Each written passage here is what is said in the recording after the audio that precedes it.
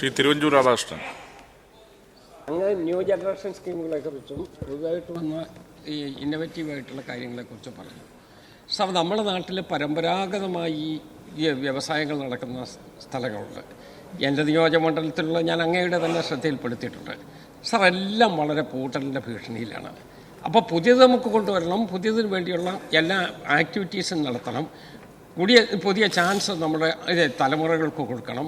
പക്ഷേ പണ്ട് മുതലേ നന്നായി പ്രവർത്തിച്ചു കൊണ്ടിരിക്കുന്ന എത്ര സ്ഥാപനങ്ങൾ ഇപ്പോൾ തുറന്ന് അതേ രൂപത്തിൽ പ്രവർത്തിക്കുന്നുണ്ട്.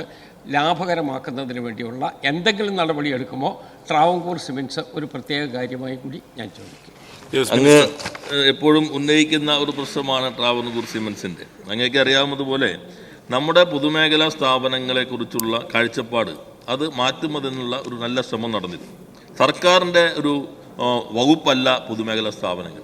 ശക്തിപ്പെടുത്തി ലാഭകരമാക്കി മത്സരക്ഷമമാക്കി മുന്നോട്ട് കൊണ്ടുപോകാനാണ് സർക്കാർ ശ്രമിക്കുന്നത്.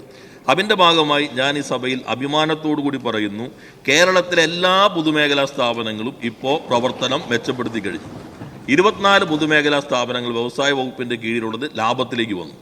നഷ്ടത്തിലുള്ള സ്ഥാപനങ്ങളുടെ നഷ്ടം കുറച്ചു, ടേൺ ഓവർ കൂടി. അതുപോലെ തന്നെ അതിനകത്ത് പുതിയ റിക്രൂട്ട്മെൻറ്റ് നമ്മൾ സംവിധാനങ്ങൾ ഏർപ്പെടുത്തി. കേരളത്തിൻ്റെ കെൽട്രോൺ അഭിമാനകരമായ രൂപത്തിൽ 1250 കോടി ടേൺ ഓവറുള്ള വലിയ സ്ഥാപനമായി കെൽട്രോൺ ഗ്രൂപ്പ് മാറിയിരിക്കുന്നു എന്നത് അഭിമാനകരമാണ്. ട്രാവൻകൂർ സിമെൻറ്റ്സ് അങ്ങേക്ക് അറിയാവുന്നതുപോലെ കുറച്ച് പ്രതിസന്ധി നന്നായി ഉള്ള സ്ഥാപനമാണ്. അത് മെച്ചപ്പെടുത്തുമെന്നുള്ള പുതിയ MD-യെ വളരെ ട്രാൻസ്പെറൻ്റായി തന്നെ റിക്രൂട്ട്മെൻറ്റ് ബോർഡ് വഴി നിയമിച്ചിട്ടുണ്ട്. അതിൻ്റെ സ്ഥലം അത് വിൽപ്പനയ്ക്കുള്ള ശ്രമം നടന്നിരുന്നു. അങ്ങയുടെ എല്ലാ ട്രേഡ് യൂണിയനുകളുടെ അനുമതിയോടുകൂടി അതിനകത്ത് കുറച്ച് മുന്നോട്ട് പോയെങ്കിലും കോടതിയുടെ നടപടികൾ മൂലം കുറച്ച് വൈകിട്ടുണ്ട്.